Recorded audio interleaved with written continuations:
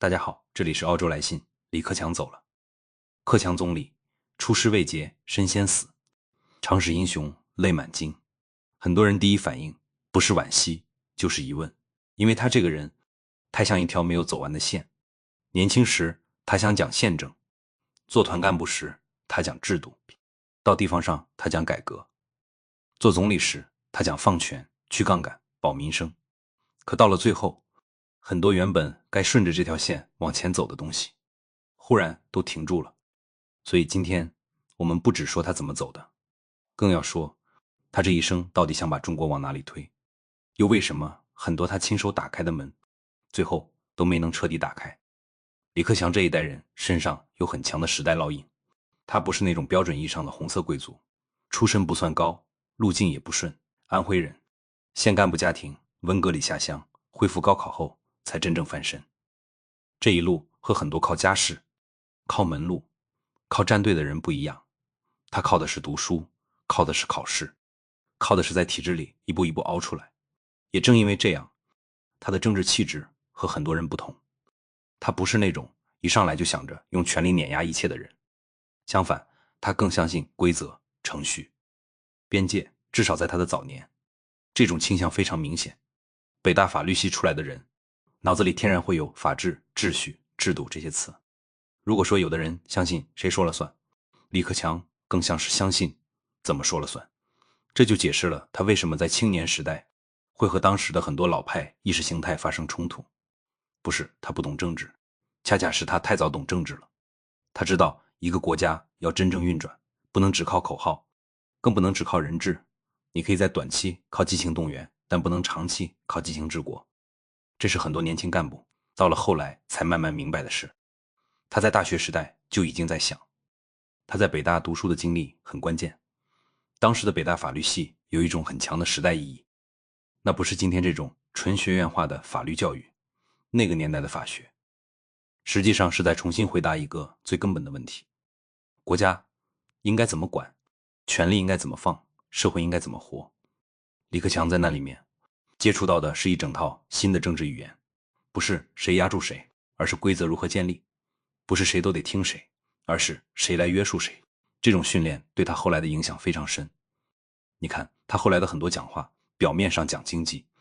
底层其实都绕不开制度两个字。他后来扎进团中央也不是偶然。共青团系统某种意义上就是当时中共干部培养的一个重要通道。但团派真正的特点不只是年龄轻，而是更强调知识、组织能力、协调能力，甚至带一点现代行政的味道。他和那种纯粹靠斗争上位的风格不一样。李克强在团中央待了很多年，这件事很多后来的评论都故意说得很轻，要么说他平庸，要么说他顺风顺水，其实都不对。他在团系统里待了10几年，恰恰说明他不是那种一飞冲天的人。真一飞冲天的人往往不会在一个系统里磨这么久。他在团中央的那段时间做过不少现在看来很老派的工作，比如培养青年干部，搭建团校，推动学生组织，处理基层动员。这些事情看起来不如后来当省长、当总理那样耀眼，但他们很重要，因为他们训练的是一种治理能力，不是发号施令的能力，而是协调、组织、落地的能力。更重要的是，李克强在那个阶段已经形成了自己的政治底色。他不是一个单纯热衷权术的人，他更像是一个相信现代治理工具的人。他的思路里，制度要先搭起来，市场才会活；规则要先明白，经济才会跑；权力要先收住，社会才不会被折腾散。后来他去河南，很多人把他看成一个外放，其实不只是外放，那是一次真正的压力测试。河南是什么地方？人口大省，农业大省，中部大省，矛盾最复杂的地方之一，既没有沿海的天然优势，也没有北上广那种资源聚集。到了那里，你不能只会喊口号，你得真能干活。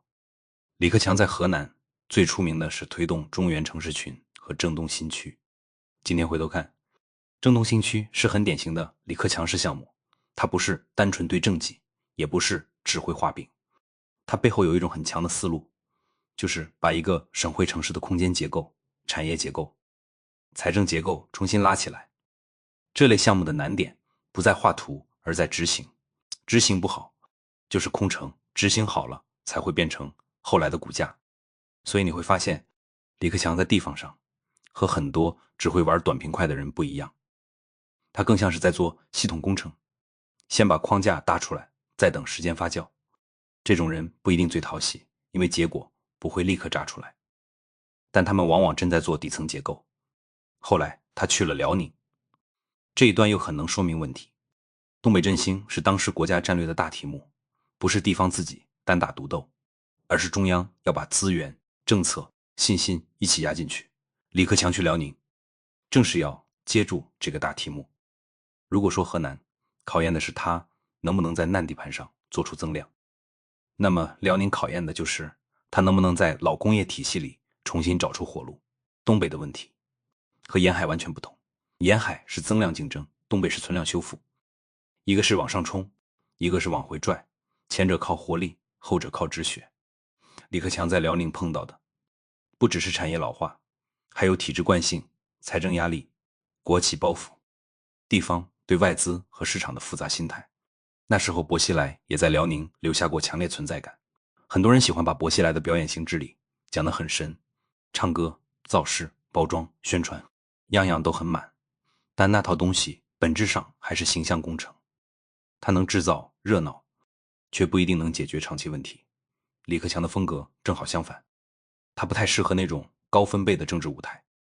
他更关心的是体系能不能转，企业能不能活，钱能不能流，地方财政能不能续上。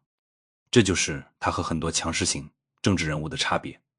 薄熙来喜欢把政治当舞台，李克强更像把政治当手术，一个是聚光灯，一个是手术台，一个看起来震撼，一个看起来克制，但真正决定长期结果的往往是后者。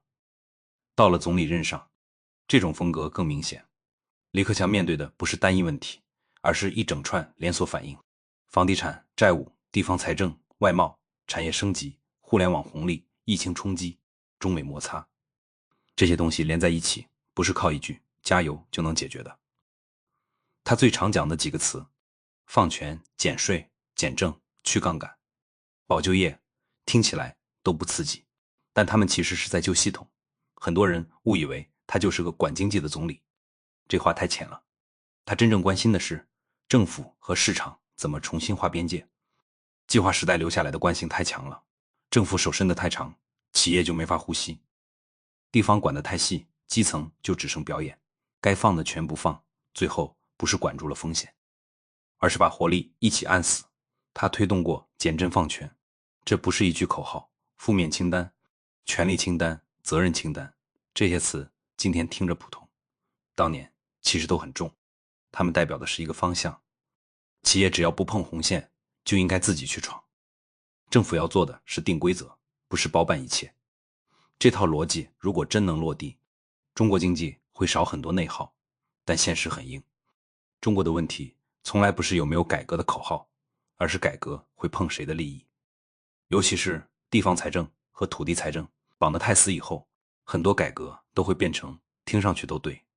落下去都难。房产税想推，推不动，以税收代替卖地，推不动，让地方慢慢摆脱土地依赖，更难。因为地方政府、银行、地产、城投、上下游产业链早就拧成了一股绳。这就是李克强最尴尬的地方，他知道问题在哪儿，也知道方向在哪儿，可他手里能直接调动的工具并没有外界想象的那么多。总理不是皇帝，很多时候他只能在既有框架里把损失尽量压低，所以他任内的很多政策看上去不像开天辟地，更像防止脱轨。这并不丢人，恰恰相反，这才是大多数正常政治人物该做的事。一个国家不可能天天靠巨变活着，更多时候是靠一个个不让它乱掉的动作，慢慢往前挪。李克强身上还有一个很被低估的特点，就是他对数据和现实的敏感。他早年提出过那套很有名的判断经济的方法，外界后来戏称克强指数。铁路货运、电力消耗、中长期贷款，这三个指标放在一起，比很多漂亮报表更接近真实经济温度。为什么？因为一个地区如果真在扩张，货运、电力、融资都会跟着动。如果这些都不动， GDP 再好看也可能只是纸面热闹。这其实很像一个务实的总理会做的事，不迷信汇报，不迷信口径。先看底层流动，一个人能不能做成事，往往就体现在这里，不是会不会讲，而是会不会拆穿假象。后来所谓克强经济学更说明了它的路数，它不是某种玄妙理论，核心其实很朴素，别乱刺激，别乱加杠杆，别再把短期输血当长期增长，真正能救经济的还是结构调整。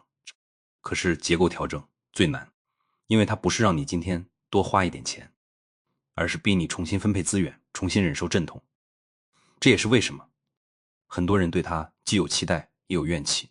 支持他的人觉得他至少还在试着把国家往更正常的方向拉，批评他的人觉得他终究没有突破体制边界。这两种看法都不算错，但如果你真把他放回当时的环境，就会发现他的处境远比想象中窄。他不是没有想做更多，问题是越往后越输越大。1号人物在收权，2号人物在守盘，一边是集中，一边是松绑，一边是强调安全，一边是强调效率，一边是把权力往上收，一边是把市场往下放。这两条线本来就很难长期并存，所以李克强和习近平之间表面上是大班子，实质上一直有张力，不是简单的私人关系问题，而是两种治理逻辑的问题。一个更相信控制，一个更相信放开，一个更相信政治安全先行，一个更相信经济活力先行。这就注定了他们可以合作，但很难真正一致。从这个角度看，李克强后来的边缘化并不完全是个人命运问题，它是整个政治方向变化之后的结果。当系统越来越强调一致，越来越强调安全，越来越强调服从，像李克强这种强调专业边界程序的人，空间自然会越来越小。他不是突然逝世的，他是一步一步被时代挤出去的。最后再说他的离去，很多人对官方的突发解释心里都不会完全接受，不是因为每个人都掌握内幕，而是因为大家知道一个人的身体，尤其是长期受到密切监测的身体，不太可能完全没有任何前兆。尤其是这种级别的人，医疗资源、保健资源、会诊资源理论上都应该是最完整的。所以公众的疑问本质上不是八卦，而是信任。如果一个国家连最高层人物的健康叙事都不能让人形成基本共识，那这个国家的制度信任就会继续滑坡，这才是更严重的地方。对澳洲这边的人来说，这种感受其实不难理解。澳洲政治也有争议，也有党争，也有舆论翻腾，但制度运行的底线感比较强。你可以不喜欢某个政府，但你通常不会怀疑整个程序的基本存在。而在中国，很多时候大家怀疑的不只是某个人，而是整个解释体系。李克强这一生像是一个被时代推着走的人，但他又不是完全被动。他确实留下了几样东西，一是把放权和改革这条线坚持到了总理任上，二是把很多经济问题的真实面貌尽量摊开给人看，三是证明了在一个越来越讲控制的环境里，仍然有人试图用制度、专业和节制去对抗粗暴的权力冲动。如果说他有遗产，那不是一句政绩就能概括的，他的遗产更像是一种提醒：国家不能只靠强人，经济不能只靠刺激，治理不能只靠口号。而一个总理最重要的职责往往不是制造奇迹，而是让列车别脱轨。李克强没有等到一个真正让他舒展手脚的时代，但他留下的问题今天还在。改革为什么总是走到一半？放权为什么总会遇到回潮？为什么很多该制度化的东西最后又回到了人治？这些问题不会因为一个人离开就消失。所以回头看，李克强最像的不是一个赢到最后的人，他更像一个在岔路口反复提醒大家别走偏的人，提醒得很克制，声音不大，但方向很清楚。还有一个问题，很多人一直绕不过去，那就是他的离去。为什么会让这么多人本能地觉得不对劲？这不只是因为他是前总理，而是因为他这一代政治人物身上还残留着一种老派政治的基本前提：只要你是系统内最高层，身体状况就一定会被反复监测；只要你不是普通人，就一定不会允许医疗上出现太多不可控，所以当公众听到突发2个字时，本能的会去追问，不是因为大家非要相信阴谋，而是因为这种级别的人本来就应该被放在最密集的医疗观察里。如果连这种观察都能漏掉，那问题就不只是一个人的健康问题了，问题会变成制度本身到底管不管用。这也是为什么围绕李克强的讨论总会很快从个人生命转到制度信任。一个社会真正害怕的不是某一位领导人突然离开，而是离开的方式。和此前建立起来的叙事彼此对不上，对不上就会有人怀疑，怀疑一旦扩大，最后伤到的不是某一个家庭，也不是某一个岗位，而是整个公共信任。从这个角度说，李克强的政治命运其实很像一面镜子，镜子里照出来的不只是他本人，还有中国这20-30年里改革和收紧之间的反复拉扯。当局面宽松的时候，大家都愿意讲市场，讲制度，讲放权；当局面收紧的时候，大家又重新回到控制、稳定、统一口径。李克强恰好就站在这2种潮流的中间，这也是为什么今天回看他的遗产，不能只看 GDP 数字，也不能只看某几个争议点，更应该看的是他到底有没有把一些本来可能滑向更坏方向的东西尽量往回拽。比如地方债和土地财政的冲动，他没有彻底解决，但至少没有把它包装成万能药。比如对实体经济和民营经济的压力，他没有完全逆转，但至少一直在提醒风险。比如面对疫情和外部冲击，他没有魔法，但至少还保留着对就业和民生的敏感。这和澳洲很不一样，在澳洲政策也会摇摆，也会争吵，也会选边站，但政党更替之后，很多制度框架不会立刻翻盘，企业知道自己大概该怎么活，普通人知道公共服务大概怎么接。中国的问题则是变化太快，解释太满，现实又太硬，于是人们对一个总理的期待往往超出了总理这个职位本身能做到的范围。李克强并不是完美的人，他有体制内干部的局限，也有现实政治中的无力感。有些事情他想做，做不到；有些事情他知道该放，放不下；有些事情他明明看得很清楚，却只能讲到一半。但正因为这样，他反而更接近一个真实的总理，而不是一个神话里的强人。很多强人会让人短期上头，因为他们给的是确定性，但真正能让国家长期稳一点的，往往不是更强的口号，而是更稳的制度感。李克强最可贵的地方就在这里，他不断提醒大家，国家不能靠无限加码，经济不能靠不断透支，政治也不能靠一味收紧来解决所有问题。如果把他的一生压缩成一句话，那大概就是他一直在尝试把一个过度依赖权力和刺激的体系慢慢往规则和节制上拉。这条路没有走完，但他至少留下了一种方向感，而方向感本身就很重要。因为当一个社会越来越习惯于只看结果，不看过程，只看服从，不看规则，只看强弱，不看边界的时候，方向感会越来越稀缺。李克强的意义不在于他把所有事情都做成了，而在于他让人看见另一种做法曾经存在过。所以今天我们纪念他，或者说讨论他，不是为了把他神化，也不是为了替任何一方翻案，而是要记住，在中国这样一个体量巨大、矛盾密集、节奏极快的国家里，真正稀缺的从来不是会喊的人，真正稀缺的是那些知道什么时候该放，什么时候该收，什么时候该把制度放在权力前面的人。李克强大概就是这种人，不够锋利到让所有人立刻记住，但足够稳，让很多东西至少不至于完全塌掉。再往深一点说，李克强的价值还在于他把改革这2个字重新拉回到了可执行的层面。中国语境里的改革太容易被说成大词，一说就是历史大潮，一说就是民族复兴，一说就是顶层设计。可真正落地的时候，改革往往只剩3件事：第一，谁放权；第二，谁让利；第三，谁来承担短期阵痛。这3件事，李克强其实都碰过。他碰过放权，所以他知道政府不应该什么都管；他碰过让利，所以他知道企业、民间、地方都需要喘气；他也碰过阵痛，所以他知道不可能一边不动一边升级。但这些事情一旦放到现实里，就会变成利益分配问题。而利益分配问题往往比经济技术问题难得多。这也是为什么很多人看李克强会觉得他不够强，因为他不是那种一上来就掀桌子的人，他更像一个不停提醒桌子要先摆平的人。这当然不够爽，也不够适合短视频时代的情绪消费。可国家治理恰恰不是靠爽感运行的，他靠的是一步一步把系统修稳。李克强的北大背景、团中央经历、地方治理经验、总理任内的现实约束，拼在一起看，其实是一条完整的线。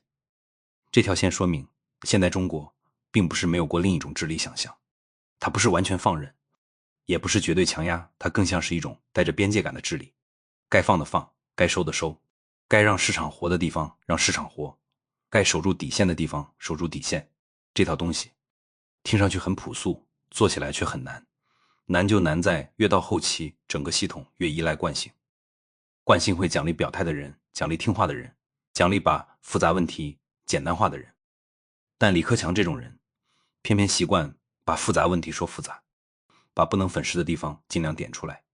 所以他在很多场合看起来都像是在降温，其实那不是降温，那是在避免高烧把身体烧坏。如果今天中国还有人愿意认真讨论李克强，那说明公众并没有完全忘记什么叫相对理性、相对专业、相对克制的治理风格。这很重要，因为一个社会如果只能接受一种声音，最后就会把所有修正机制都挤掉，而没有修正机制的社会最容易在自信里走偏。所以这期节目讲到最后，真正想说的其实很简单，李克强不是完人，也不是神，他只是一个在体制内部尽量把事情往正常方向推的人。这已经很不容易了，因为在很多时候最难的不是高歌猛进，而是明知道风往哪边吹，还能守住自己该守的那一边。这里是澳洲来信，谢谢观看，欢迎点赞